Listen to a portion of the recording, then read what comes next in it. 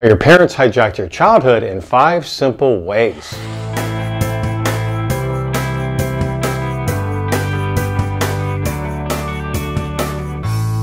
You know, if you had toxic family dynamics growing up, then your emotions indeed may have been hijacked. Just like when we think of an airplane being hijacked, you have no control. The passengers are going where that plane is going, and the hijackers up in the cockpit are in control. Well, same thing when we come from a dysfunctional family. You're just going along for the ride. You're being emotionally hijacked, and all you can do is react. And usually all this stuff is emotionally buried, which makes it very complicated. And the reason I said 5 simple ways is because in today's video, I'm just covering some basic things that happen in a lot of families. Number 1, if your parents didn't really let you think for yourself, then you were emotionally hijacked. The whole point of raising a child is to help them grow up and develop in healthy ways in becoming an adult. We have to learn how to think for ourselves. We have to make decisions. We have to weigh the pros and cons. We have to formulate tough ideas about things, maybe build constructs. It's an awareness of the gray area. Things aren't always black and white. Well, that's how we grow up. We have to learn how to do that for ourselves. If our parents robbed us of this developmental stage, then we're kind of screwed in a way, because we're not learning how to think for ourselves. And this can turn us into a bit of a doormat, chameleon, being codependent, turning ourselves over symbolically to others because we don't think we're capable of figuring out what's best for us. Number 2, if your parents focused on pretty much everybody but you, then you were emotionally hijacked. Now, this could be from narcissistic parents, of course, focusing on themselves, but there can be other things happening at the same time. Your parents may not be narcissists, but they're so concerned about keeping up with the Joneses, how things look, appearance versus reality, right? Then they may say very punishing, hurtful things like, you know what, I wish you could keep up with your cousin Brian. You just lag behind in everything. Or even worse yet, if they make it be about another sibling in the family, you know, you never could keep up with your sister. She always got better grades than you. Guess that's just the way it is. You've always been a bit slow, when in reality, this younger sibling is not slow at all. Either the parents are projecting onto this so-called scapegoat their own stuff. Maybe it happened to them in their childhood, so they're repeating what's familiar. Or sometimes scapegoating one child is a way for this one particular child to carry all of the family problems, because the parents don't want to look inward at anything, look at their own stuff in any way, so they need a scapegoat. Or maybe the mother or father never really bonded with this one particular child. Maybe the child looks more like one of the grandparents, one of the parents' parents, and they unconsciously don't like being reminded of their toxic mother or father, so now they're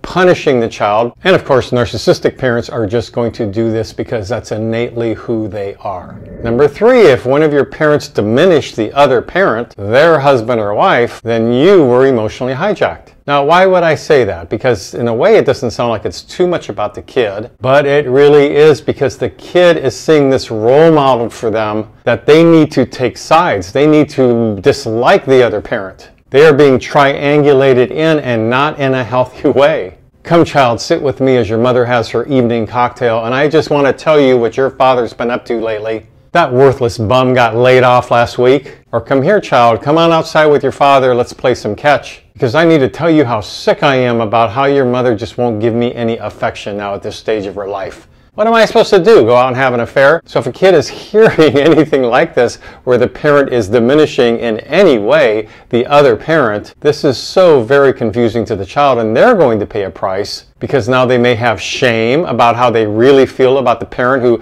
they're supposed to dislike, but they actually like that parent more. They may be keeping a family secret. They're certainly not sharing their voice, their opinion about how they feel about their parents. And what do they do about this triangulation? Because now they're hearing one thing from one parent, maybe their sibling who they really love is hearing something else from the other parent, and now the two siblings aren't getting along. And depending on the parent's gender, the one who's being put down, so this is what it means to be a man. Well, that's pretty worthless. Oh, is that what a woman is all about? Because they're now hearing negative messages perhaps about masculinity and femininity. And how's an 8-year-old going to figure any of this out? Number 4, if your parents were boundary-less, then you know you were emotionally hijacked. Now, you can be emotionally hijacked by this because without having healthy boundaries in the home, there's likely not going to be a healthy sense of you there because you don't know what you are all about, because the lack of healthy boundaries has maybe turned you into a chameleon. Maybe you have anxiety about that, maybe depression. You don't even know what a healthy boundary is. This has been normalized for you perhaps. So now as this child gets older, they are likely now going to date somebody that's